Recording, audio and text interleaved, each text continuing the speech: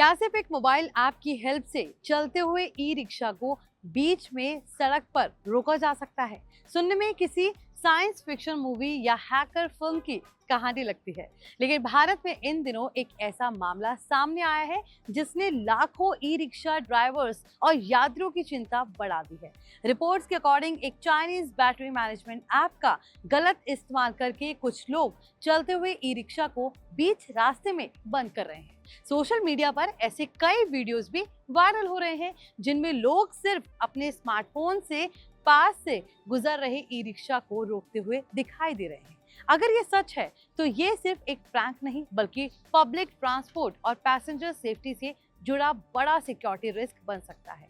ऐसे में सवाल यही है कि आखिर ये ऐप क्या है, ये कैसे काम करती है और क्या सच में कोई भी किसी भी ई रिक्शा को रोक सकता है, और इस पूरे मामले को लेकर एक्सपर्ट्स क्या कह रहे हैं, चलिए जानते हैं।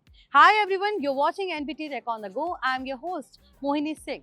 तो चलिए वीडियो शुरू करते हैं। दरअसल जिस ऐप की सबसे ज्यादा चर्चा हो रही है उसका नाम बैट BMS है। ये कोई हैकिंग ऐप बनाकर नहीं बनाई गई थी, बल्कि इसे लिथियम बैटरी मैनेजमेंट के लिए विकसित किया गया था। इसका असली काम बैटरी की health, charge level, voltage, temperature, current और दूसरे टेक्निकल पैरामीटर्स को मॉनिटर करना है। अगर किसी ई रिक्शा या इलेक्ट्रिक व्हीकल में compatible Bluetooth enabled battery management system यानी BMS लगा है तो ये ऐप उससे कनेक्ट होकर बैटरी की इंफॉर्मेशन दिखा सकती है। यानी अपने मूल उद्देश्य में ये एक सामान्य बैटरी मॉनिटरिंग टूल है। लेकिन परेशानी तब शुरू हुई जब कुछ लोगों ने इस ऐप का गलत इस्तेमाल शुरू कर दिया। रिपोर्ट्स के अकॉर्डिंग कुछ सस्ते लिथियम बैटरी पैक्स में इस्तेमाल होने वाले ब्लूटूथ एनेबल्ड BMS मॉड्यूल्स में पासवर्ड प्रोटेक्शन या मजबूत सिक्योरिटी नहीं होती। ऐसे में अगर कोई व्यक्ति लगभग 10 से 15 मीटर की दूरी के अंदर मौजूद हो तो वो ब्लूटूथ के जरिए बैटरी से कनेक्ट करने की कोशिश कर सकता है।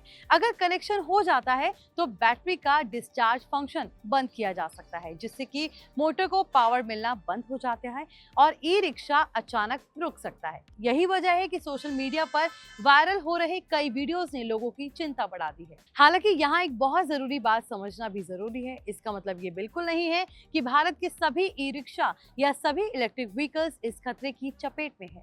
ये ऐप केवल उन्हीं बैटरीज के साथ काम कर सकती है जिनमें कंपैटिबल ब्लूटूथ एनेबल्ड BMS लगा हो। कई ई रिक्शा आज भी लीड एसिड बैटरी इस्तेमाल करते हैं जिनमें ऐसा कोई ब्लूटूथ सिस्टम नहीं होता। वहीं कई मैन्युफैक्चरर्स अपने प्रोप्राइटरी बैटरी मैनेजमेंट सिस्टम का इस्तेमाल करते हैं जो अलग एप्स और ऑथेंटिकेशन के साथ काम करते हैं। यानी वायरल वीडियोस देखकर ये मान लेना कि कोई भी किसी भी इलेक्ट्रिक व्हीकल्स को कहीं से भी बंद कर सकता है, सही नहीं होगा।